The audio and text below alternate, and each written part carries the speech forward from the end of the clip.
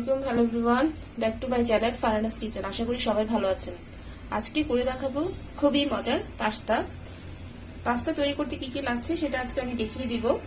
তাহলে চলুন শুরু করি।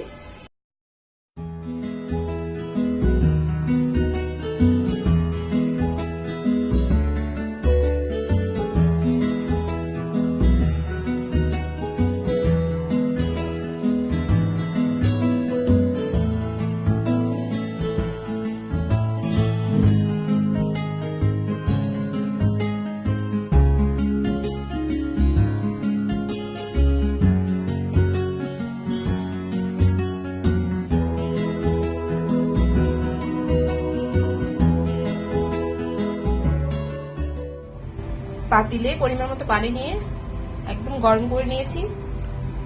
সেই ফুটন্ত পানিতে এখন আমি পাস্তাগুলো দিয়ে দিচ্ছি। এখানে আমি মেজারমেন্ট কাপে 2 কাপ পাস্তা নিয়েছি। পাস্তা সেদ্ধ হতে আমার সময় লেগেছে 10 থেকে 12 মিনিট। যদি সময় মতো সেদ্ধ না হয় তাহলে আপনারা একটু বাড়িয়ে সেদ্ধ করে নিন। আমি এখন স্ট্রেনারে নিয়ে একটু হালকা ঠান্ডা পানি দিয়ে ধুয়ে নিব। পাস্তাটা রান্না করার জন্য আমি এখানে পাতিলে 3 টেবিল চামচ মতো তেল গরম করতে দিয়ে দিয়েছি। এখন আমি চিংড়ি মাছ নিয়েছিলাম এখানে হাফ কাপ, সেটা দিয়ে দিচ্ছি।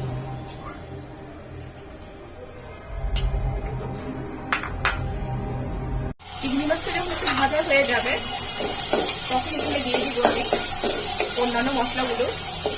এখন আমি এখানে দিয়ে দিব হাফ টিস্পুনের মতো পেঁয়াজ বাটা, টমেটো দিয়ে দিচ্ছি, পেঁয়াজ কাটা।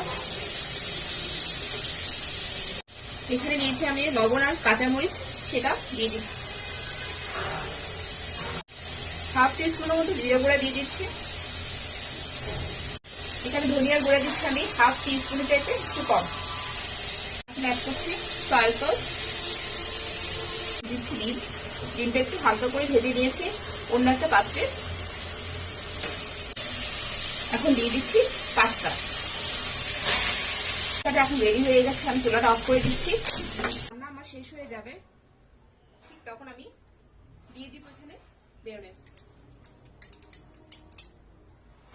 তৈরি করে নিলাম খুবই মজার পাস্তা। আমার রেসিপিটি কেমন লেগেছে আমাকে অবশ্যই জানাবেন। আপনারা আমার রেসিপিটা অবশ্যই ফলো করবেন।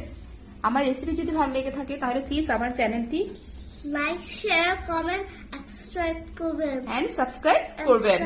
আল্লাহ হাফেজ।